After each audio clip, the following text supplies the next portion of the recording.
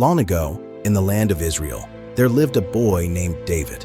He was the youngest son of Jesse, living in the small town of Bethlehem. David had many older brothers who were tall and brave, but David was different.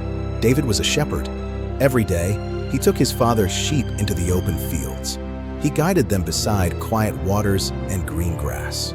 Under the wide sky, David spent long hours alone. While the sheep rested, David played a small harp and sang songs to God.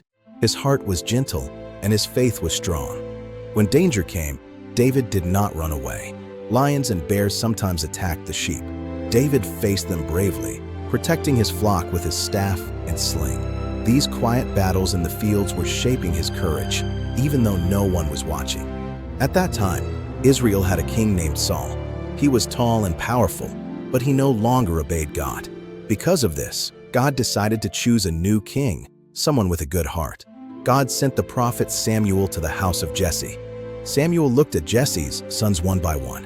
The first son was strong and handsome. Samuel thought, surely this must be the one. But God said, do not look at his appearance. I look at the heart. Each time, God said no.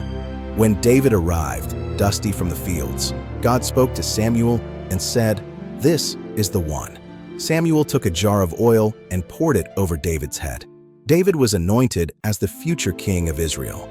From that day on, the Spirit of God was with him. But David did not become king immediately. He returned to the fields, still a shepherd, still waiting. Not long after, war broke out between Israel and the Philistines. They had a mighty warrior named Goliath. Every day, Goliath stood between the two armies and shouted, send me a man to fight me. If he defeats me, we will be your servants. The soldiers of Israel were terrified. Even King Saul was afraid. David arrived at the battlefield to bring his brothers food. When he heard Goliath's challenge, he was shocked. Why is no one fighting him, he asked. How can he insult the army of the living God? David went to King Saul and said, I will fight him. Saul replied, you are too young. But David said, when I washed my sheep, I killed lions and bears. The same God will save me from this giant. Saul agreed. David refused heavy armor. He took only his sling and chose 5 smooth stones from a stream. With calm steps, he walked toward Goliath. Goliath laughed, but David replied, I come in the name of the Lord. David ran forward, swung his sling, and released one stone. The stone struck Goliath on the forehead. The giant fell. Israel shouted with joy.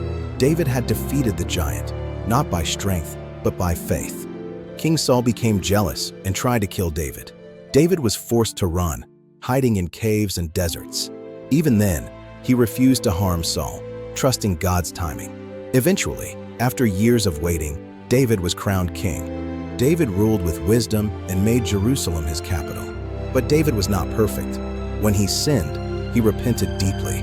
He learned that true strength is returning to God with a humble heart. God promised David that one of his descendants would rule forever, a promise fulfilled through Jesus. As David grew old, he prepared the kingdom for his son Solomon, leaving a legacy of worship and love for God. David's life teaches us that God sees the heart, that faith is stronger than fear, and that failure does not end God's purpose. A humble heart brings forgiveness. He began as a shepherd boy and became one of history's greatest kings. Remember, God can use anyone, no matter how small they seem. Just trust in Him.